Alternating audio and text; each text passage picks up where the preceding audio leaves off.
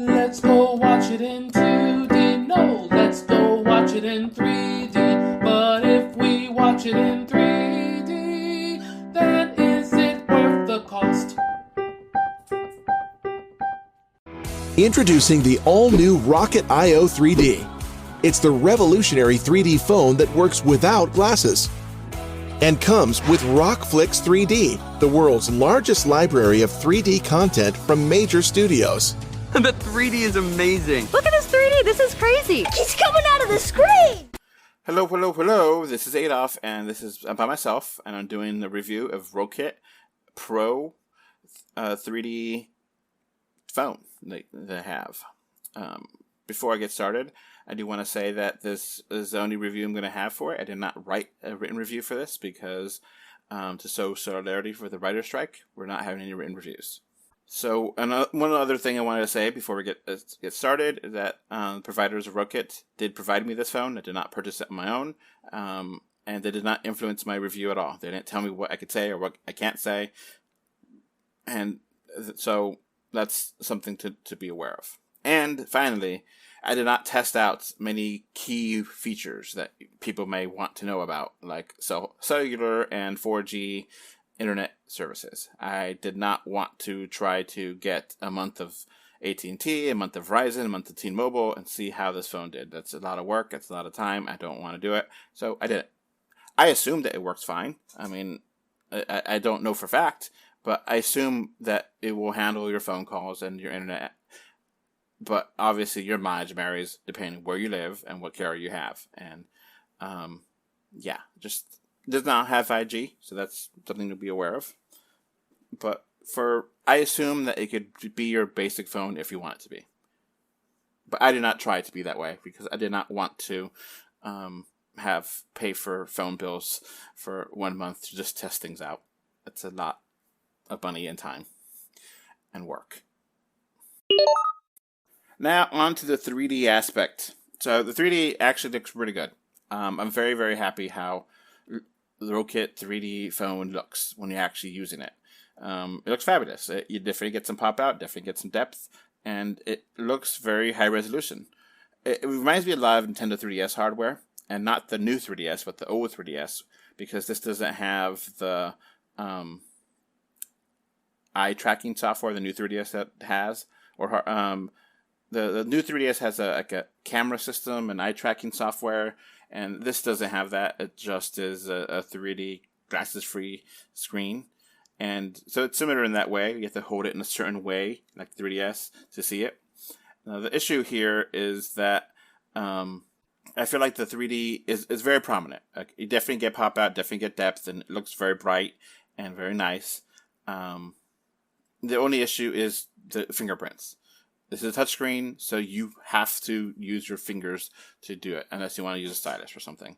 But really, you're going to get fingerprints all over the screen, and that's going to mess up the 3D effect. But still, when you do see the 3D effect, if you just wipe your phone screen, it looks fine. It looks really good. I thought it was very comparable to basically a high-resolution Nintendo 3DS. So if you've seen that, you know what that looks like. It looks pretty good. It definitely has pop and depth, and the content you throw at it definitely works. That being said, I feel like it could have been stronger, though. I did like it. I did think it was very nice. But I feel like it could have been stronger. So my final verdict will be great 3D.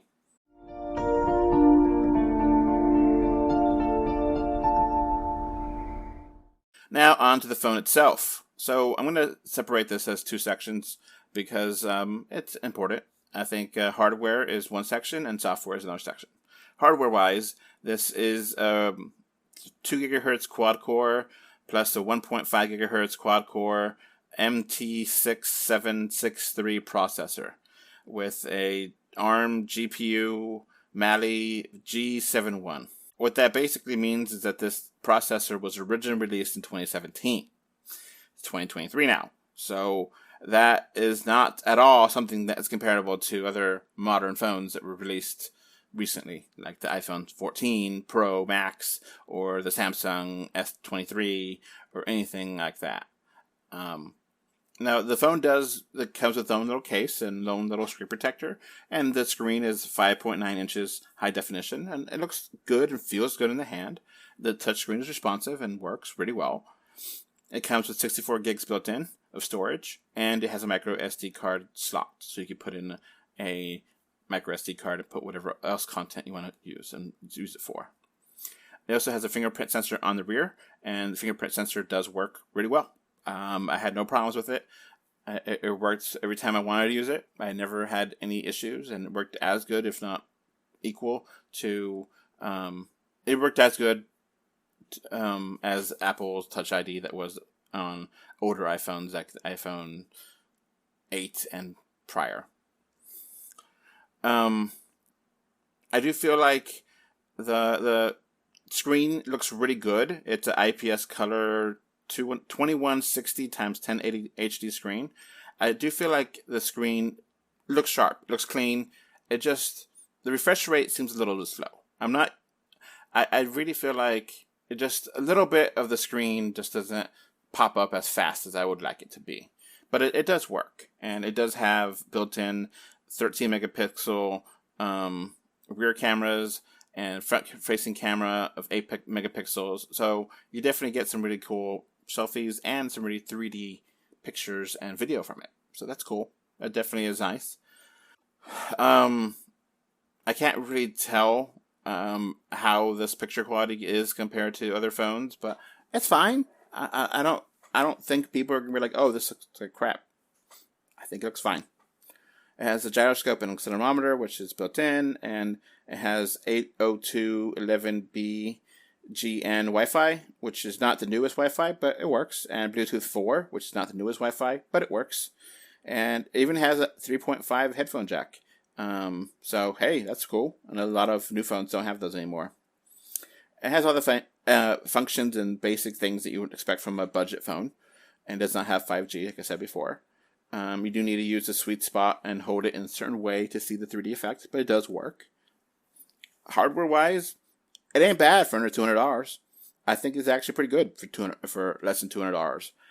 I wouldn't use this as my daily driver. I did not try to get some really graphic-intensive games and see how it ran with that, but you could look at and see if your games would work on it. It gets really complicated on Android, and processors which work, which don't work, and what games work best and which games are optimized. So that could get really complicated. So for what it is, the hardware-wise, I think it's fine. I think it's pretty good. Software-wise, it's kind of a lesser bag. The phone is Android 9, and which is Pie, and I could not update this to be a newer operating system. And the issue is Android 9/Pie was released in 2018, so there's probably a lot of security issues here where I would not really recommend using this on a daily use, just because you could get hacked. You could get hacked. You could not get hacked as well. It's just up to whatever you do online. So that's a big concern for me. It feels fine. It feels snappy. I like the input. The everything worked as it should. It just didn't impress me with how the features. But each Android phone is unique in its own way. That it has its own features, and I don't know if this uses everything that Pi uses. So I can't really tell you that, but it's adequate for what it's needed, and I think most people will be fine with it. I just definitely would worry about using an operating system that is that old when there's newer operating systems and security patches that you're not going to get. Maybe there was an update to this phone, but I haven't gotten anything. But security-wise, I would not use this as a daily driver because I would not want to potentially put this on somewhere where things can get hacked. I would use this as a 3D viewer for sure. I would not use this as a primary phone. So, yeah. I guess to conclude this review, Content-wise, there's actually some good stuff here. It does have a software that has 3D content, and that you can view a bunch of different movies and videos and pictures, and it's cool. Speaking about pictures, the SD card, micro SD card, you can actually put MPO files on it, and it will definitely use that and be able to see those files. So I was able to collect 3D pictures from internet and 3D pictures taken on my 3DS, and I was able to view it all here, and it worked. And I was very surprised and very happy with it.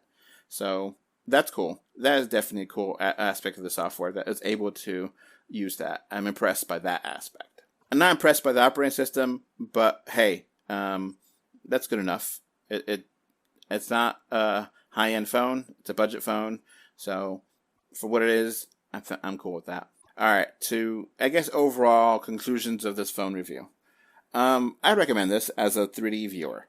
I definitely don't think it is something that is for everybody. Be aware that viewing this without glasses, you might need to clean the screen because your fingerprint's going to be all over it, and that it's not the fastest processor. And, you might just want to show your 3D content on it, but maybe not use it on a daily basis because you might get hacked. I don't know how many people get hacked on a daily basis on Android Pie, but it's just something to be aware of. I think that is something to be aware of. But hey, I was very happy that I was able to see 3D content that I got from other places onto this. So if somehow you're able to find a 3D video, and I assume you should be able to, work out here because I was able to get 3D pictures work. So that's cool. That's very cool. So yeah, overall, this is a pretty good phone. I have an iPhone 12 Pro Max, and I would not use it as my main driver. I continue using my iPhone 12, and I have been for a couple years now. So I feel like this is a really good phone for what it is. For under $200, you get what's advertised. You get a glasses-free display, and you definitely get a pretty good feature set. Like I said, I would not recommend this being your main daily driver. If you need a new phone, get a new phone that could have regular updates. Yes, you need to do updates, people. Hackers never give up, and you gotta update your stuff. So that's going to be it for my review. Thank you for listening. Bye. Before this podcast wraps up, I want to thank my patrons. Thank you, Kano3D, MK Ultra, Kevin Winter, Alex Folk, and Gravity Head Zero for your financial support on Patreon.com. You can find 3D or 2D on Facebook, Twitter, YouTube, Pinterest, Instagram, and more. Just look for 3D or 2D. Thank you for either listening or watching this podcast. Goodbye. Bye. Bye. Bye, everyone. Take care. Bye.